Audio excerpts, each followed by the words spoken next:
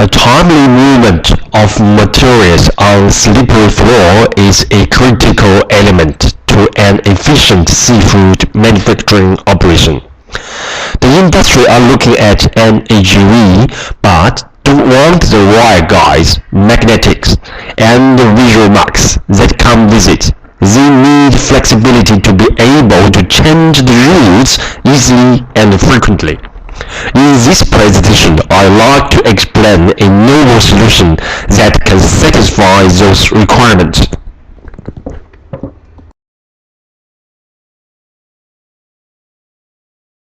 We assume that the vehicle is mostly driving in horizontal plane. The best field is set up as shown in the slide. To simulate a food manufacturing workshop separated into two 4-meter by 4-meter areas. The left workshop, Area 1, has uncluttered obstacle and slippery surface. In the right workshop, Area 2 has icy surface similar to refrigerated working environment. A auto roller shutter door joins two areas together. No visual or magnetic guiding lines points are available in both working shops. We assume that the vehicle is mostly traveling in the horizontal plane. The test field is set up as shown in the slide to simulate a food manufacturing workshop separated into two 4-meter by 4-meter areas. The left workshop, Area 1, has uncluttered obstacle and slippery surface. In the right workshop, Area 2 has icy surface similar to refrigerated working environments. An auto roller shutter door joins the two areas together. No visual or magnetic guiding line or point are available in both workshops.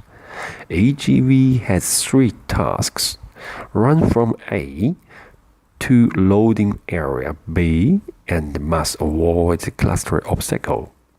Then delivery parts to 9 robot arm work cell. Finally, AGV transport the collected product from robot arm working station back to charging point. Navigation system aim to enable the AGV to move safely and avoid all unknown obstacles in the Area 1 and the working Area 2. It has to park at point A, B, and all 9 working stations to load and unload.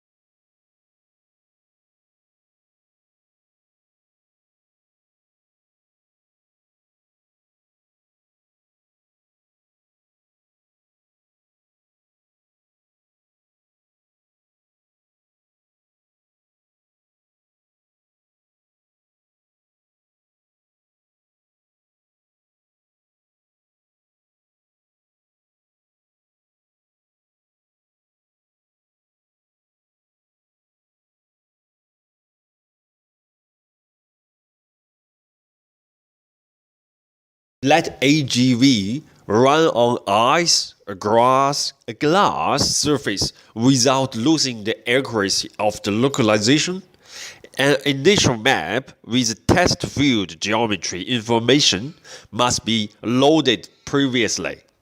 The border of the map, normally is wall, will be detected by Lidar as the reference to calculate the exactly Y and X position and orientation of the AGV in Cartesian coordinate.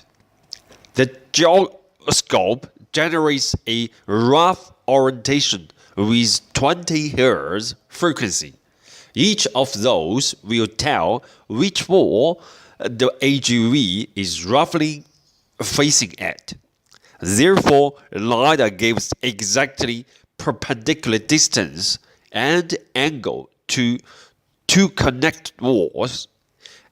If the perpendicular lines from AGV to the wall has been blocked by the clutter obstacles, Hough transformations will be applied to achieve the same goal. The perpendicular lines from Lidar to walls are used to update the robot with precise localization data x, y, and the heading direction. In wall enclosed scenario without obstacles, the course of rough heading direction shown on slide as a thick black arrow from gyroscope. The perpendicular distance to two walls which are most exposed to Lidar would be x and y in global coordinate. As each Lidar's output is a paired data of object's magnitude and angle relative to Lidar. The difference between angle paired with x and Lidar 0 degree will be the exact orientation of Lidar. Also, the AGV in global coordinate. This slide shows a simple and straight solution for AGV precise localization in non-obstacle test field. A positive and negative 10 degree, totally 20 degree range from rough orientations Lidar will be studied. The shortest magnitude will be the perpendicular distance. The paired angle minus 0 Lidar degree will be used to calculate AGV's orientation. But this method won't be applied if the perpendicular line has been blocked.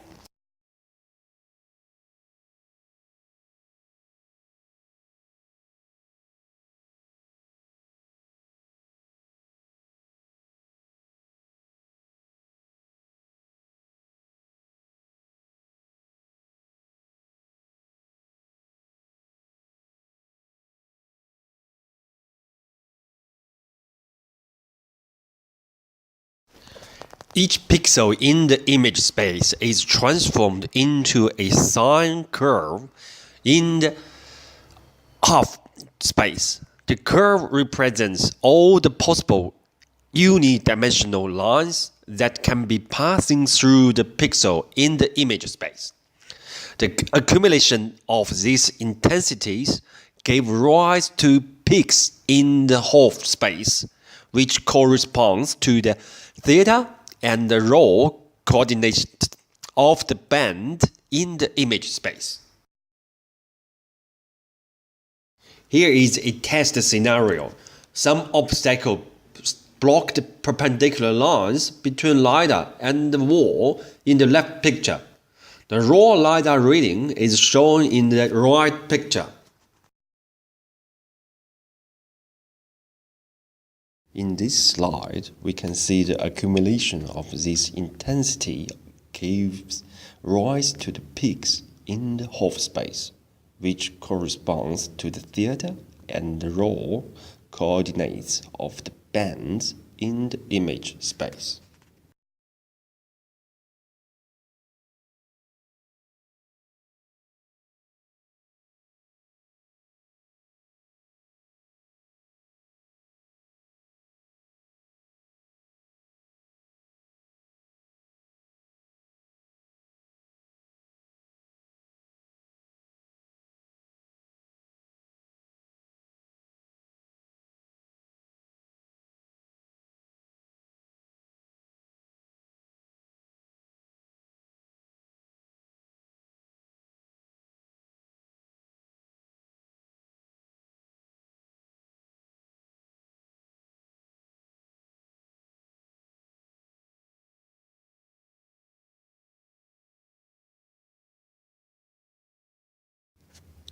For the first line, instead searching in 180 degree, we minimize the range to the 20 degree by gyroscope's roll orientation.